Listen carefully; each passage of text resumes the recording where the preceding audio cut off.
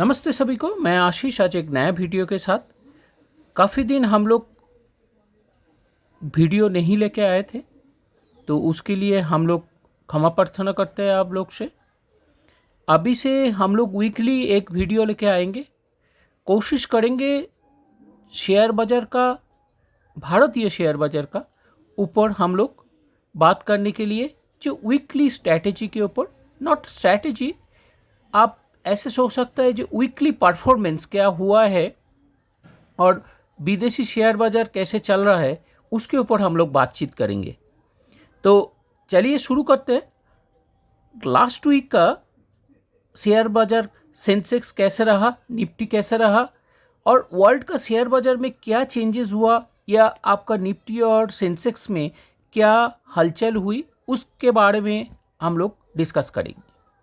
बाजार का उतार चढ़ाव के बीच सेंसेक्स और निफ्टी का गिरावट का घटनाक्रम ऐसा रहा जे हाल में नीतिगत घोषणा का एवं व्यापारिक तनाव का कमोडिटी कीमतों के उतार चढ़ाव के सहित आर्थिक और भू राजनीतिक कारणों के सहित प्रेरित अस्थिरता के बीच भारतीय शेयर बाजार में मिला जुला प्रदर्शन देखने को मिला है। अमेरिका और चीन के बीच चल रहे व्यापारिक तनाव का एवं कच्चे तेल का कीमतों को काफ़ी प्रभावित किया है एवं अमेरिका द्वारा टैरिफ बढ़ाने का घोषणा का वैश्विक आर्थिक विकास में कमी और तेल मांग का आशंका पैदा किया है। आरबीआई का ब्याज दर का कटौती का घोषणा का एवं आर्थिक विकास का सहारा देने का उद्देश्य का रूप में उदार बताया है, लेकिन व्यापक बाजार वैदेशिक अनिश्चयता एवं उम्मीद से कम जीडीपी का पूर्वानुमान प्रभावित किया है। 10 अप्रैल 2025 का समाप्त सप्ताह के दौरान निफ्टी 50 एवं निफ्टी मिड कैप 150 पिछले सप्ताह का तुलना में 0.33% का गिरावट आई एवं विपरीत निफ्टी स्मॉल कैप 250 सूचकांक में 0.04% का बढ़त दर्ज की गई। 4 अप्रैल 2025 का समाप्त सप्ताह का दौरान शेयर बाजारों में उल्लेखनीय उतार चढ़ाव देखने को मिला है। अमेरिका में विवेकाधीन खर्च का मांग कमजोर होने के कारण रियलिटी और आईटी क्षेत्र का पिछले सप्ताह का तुलना में क्रमांक में 4% और 2.30% का भारी गिरावट देखी गई। इसके बाद निफ्टी मेटल में 2.93% का, निफ्टी प्राइवेट बैंक में 1.53% का एवं पीएसयू बैंक में 1.06 का स्थान रहा। सप्ताह का शीर्ष लाभकर्ता Nifty FMCG 3.55%, consumer durable 3.77%, Nifty oil and gas 1.27% रहा है। वैदेशिक घटनाक्रम को एक बार, यह ग्लोबल डेवलपमेंट क्या हुआ है, हम लोग इसको देखें तो चलिए जानते हैं एक पॉइंट वाइज क्या हुआ है वैदेशिक शेयर बाजारों में। वैदेशिक शेयर बाजारों का उतार चढ़ाव का भरा सप्ताह रहा। सकारात्मक मुद्रास्फीति डेटा मिश्रित आर्थिक डेटा यूरोप व्यापार बार्ता बावजूद यूएस चीन का व्यापार का तनाव लेके विचारों में वैदेशिक चीन और अमेरिका बाजार में कमजोर रही है। पूर्वी यूरोप में, मध्य पूर्व में तनाव के सहित भू राजनीतिक घटना के कारण यूरोपीय बाजार में और एशिया बाजार में एक उल्लेखनीय गिरावट देखी गई। लगातार मुद्रास्फीति की चिंता के समय समग्र बाजार में अस्थिरता का बढ़ा दी है। टैरिफ घोषणा के बाद विश्व इक्विटी बाजार का बिकवाली देखी गई। निकी 225 में 0.36% का गिरावट आई। अमेरिका में एसएमपी एवं डो जोन्स में इंडस्ट्रियल एवरेज में क्रमांक में 2.31% का और 2.29% का गिरावट आई। एशिया बाजार में हैंगसेंग में 0.88 8.8% का गिरावट आई एवं अन्य देशों का बीच सबसे बड़ी गिरावट है। इसके बाद कोप्सी शंघाई में पिछले सप्ताह की तुलना में क्रमांश में 1.6% और 3.5% और 6.4% का गिरावट आई।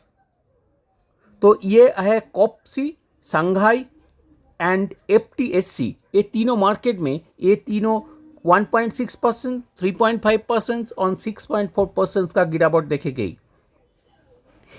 यूरो स्टॉक 50 एवं FTSE 100 डिक्लाइंस किया गया 3.5% एवं 2.9% का ओवरऑल गिरावट देखा गया। अन्य बाजार में देखा जाए तो क्रूड ऑयल का कीमतों में घटकर $6.33 का प्रति बैरल हो गया है। RBI के हस्तक्षेप के कारण अमेरिकी डॉलर के मुकाबला में 86.05 रुपये का स्तर आया है। सोने का हाजिर भाव 88,302 रुपीज़ प्रति शेयर 10 ग्राम रहा एवं 10 वर्षीय का जो सील्ड सप्ताह का 6.45% का ये बंद हुआ। RBI ने रेपो रेट घटाकर 6% की कर दी है, जो नवंबर 2022 का बाद से सबसे कम भारतीय रिजर्व बैंक का प्रमुख रेपो रेट घटाया है। ये 225 आधार का बेसिस पर ये कटौती किया गया है, जो इसे 6% कर दी है। जो 2025 में लगातार दूसरी बार कटौती की है एवं नवीनतम दर का कटौती पर नवंबर 2022 के बाद से उधार लेने का लागत अपना सबसे निचले स्तर पर ले आई है। ये निर्णय मुद्रास्फीति को कमी और आर्थिक उत्पादनों का कमी और वैदेशिक व्यापार तनाव का वृद्धि का बीच लिया गया है। इस बीच केंद्रीय बैंक पिछले बैठक में अपने वित्तीय वर्ष 2026 का संकेत घरेलू उत्पादन का वृद्धि पूर्वानुमान 6.7% का थोड़ा संशोधित करते हुए 6.5% कर दी है। मुद्रास्फीति का अनुमान का 4.2% का घटाकर 4% कर दी गई है। सेकेंड पॉइंट में हम लोग और एक पॉइंट डिस्कस करेंगे, जो कच्चे तेल का कीमतों में भी गिरावट के कारण पेंट एवं टायर कंपनी का शेयर में भी उछाल देखा गया लास्ट वीक में। अंतर्राष्ट्रीय बाजार में कच्चे तेल का कीमतों में उल्लेखनीय गिरावट के बाद पेंट एवं टायर निर्माण कंपनी का उछाल देखा गया। व्यापक बाजारों में गिरावट के बावजूद Asian paints, Berger paints, MRF, Apollo tyres एवं टॉलिन टायर्स 1 से 2% का बढ़त के साथ बंद हुई है। व्यापार का युद्ध एवं वैदेशिक मंदी के कारण तेल का मांग प्रभावित हुआ है एवं आशंका किया है जे बीच ब्रेंट क्रूड 6% गिरावट के साथ 4 साल का सबसे नीचे स्तर पे 59 प्रति बैरल पर आ गया है।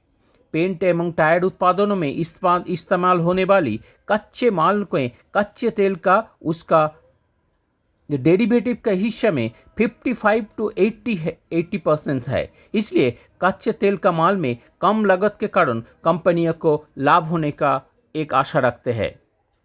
हम लोग का जो सेकेंड पॉइंट में हम लोग डिस्कस करेंगे, RBI द्वारा दिशा निर्देश जारी किया है जो जिसके कारण गोल्ड लोन का शेयर में गिरावट दिखेगी। गोल्ड लोन का Muthoot finance, Manappuram finance, IIFL finance का शेयर में आज 2 से 6% का गिरावट आई।